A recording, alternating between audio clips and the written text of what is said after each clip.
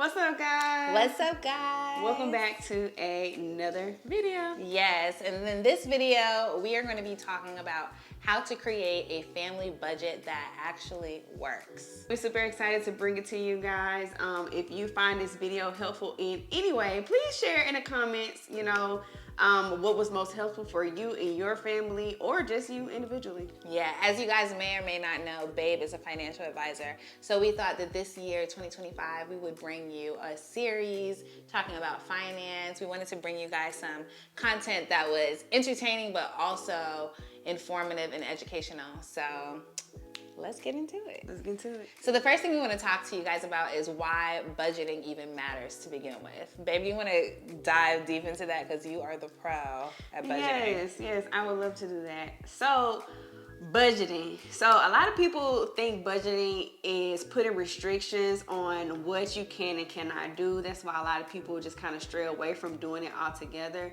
But it's really just giving your money a purpose. And so budgeting is important because it lays the foundation for how you conquer your goals, how you manage your bills, how you, even have that fun spending. And so my favorite thing or favorite way to explain to my clients on how to budget is the 5-30-20 rule. And so it is splitting pretty much when you get paid, you split 50% towards your bills, your expenses, all that good stuff. And then you put 30% towards the fun things that you want to do, right? Because you still want to have some fun. And 20% goes towards your, retirement spending, that goes towards your life insurance, and so on and so forth. We can get a little bit deeper into what that actually means in a different video, but yeah, that's why budgeting is important.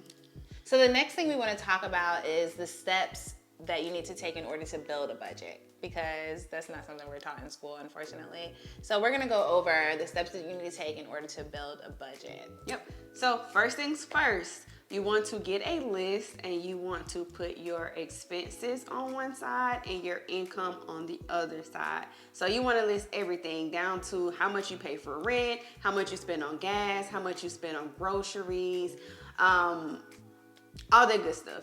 And so you already know how much you make for your income. So you want to put what you actually take home, not the money that they say, oh, you got a job, you're making $60,000. This is the money that you actually bring home per month. And you want to put those two on a piece of paper. Yeah. And so doing so, this is going to help you identify even some of those things that you don't think about that you spend money on. Things such as multiple Netflix subscriptions that you probably have. Like you probably have one, your partner probably have one. Why do y'all have two? Y'all watch it under one account. Let's put it under one thing. So it just helps you identify all the things that you're paying for, essentially. And the next thing you want to do is make sure you're prioritizing your needs before your wants. Mm-hmm. Yeah. It's very easy to try to scoot your wants into your needs, but you really have to be honest with yourself.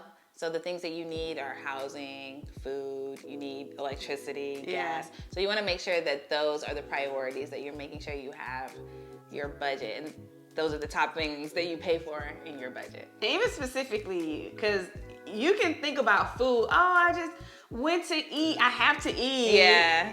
But you don't have to eat out. You don't have to get Starbucks every single morning. You can make listen, I make a bomb matcha now that I figured out. I'm spending $8 to $10 on Starbucks coffee, Starbucks matcha in the morning. I can make my own matcha. And maybe that could be a little treat every once in a while. But stuff like that really does add up. Yeah. So the next thing you want to talk about is allocating your savings and your debt repayment. So what that could look like is making sure that you have a dedicated spot for your savings, and then you also want to make sure that you list out all the debt that you need to repay. So this is your student loans if you're repaying those, your credit cards, your mortgage, any type of outstanding loans that you essentially know you have to pay every month. And the last thing that will help with creating a budget is using budgeting apps or a spreadsheet. Mm-hmm. I know back in the day, my mom used to use envelopes. That's when she, I guess, would cash the check. Mm-hmm. Everything wasn't digital. So you would get the cash and she would divvy it up, based on like entertainment, bills, utilities, stuff like that. So using, of course, now today we have apps that can help you with that, or just a plain old Excel spreadsheet that can help you with that. So that is another tool that you'd want to use when you're creating your budget. Yep, shameless plug. What's the business tool that we thought about using? Is it? I forgot. I can't think of the I name. know it. But it is an app. QuickBooks. Yes. Yeah. QuickBooks is really great for business owners, and then also Mint. I've used Mint personally, and it's really great. And the last thing we'll leave you with are some tips for success. Yeah, we gotta give y'all some tips. We can't just like leave y'all on what to do dry. next. Yeah. So the first thing you can do is plan a family monthly budgeting meeting. You can do this sitting down at a restaurant. You could just pretty much plan it out, but get a hold on what are the goals for this month. Did anything change with your finances, my finances, anything extra that we need to pay for? Do we have, our kids in sports this month? What are we paying for? Just get a hold on what you need to do so that you can coordinate accordingly, and then y'all both can be on the same page. Yeah. And the next tip is to make it a team effort. So allow your kids to engage in the conversation and add their input. We actually just created a ebook that teaches kids all about building wealth. It's called Wealth Stars. So I will post it somewhere in this video, but definitely get that because it is a in-depth, kid-friendly ebook that teaches them all about credit, building their wealth, entrepreneurship, everything that has to do with finance. You will find this ebook because I promise you, I used to be a teacher, they will not learn it in school. Yeah, exactly. So definitely get that ebook for them, but include them in your budgeting so that they understand how money works and the value of money and what it's used for. Don't let them wait until they're older and clueless and just struggling out here.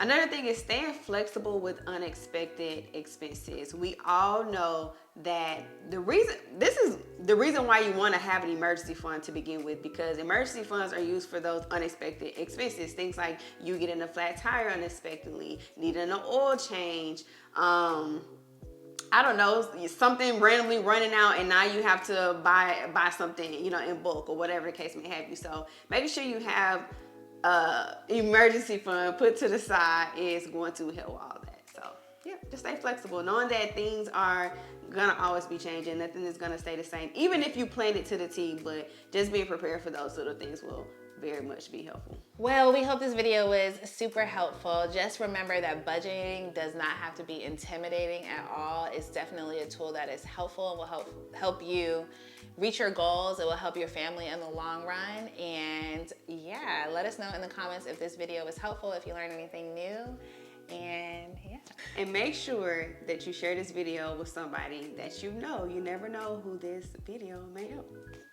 And we will see you guys in the next video. Love y'all. Mwah. Peace.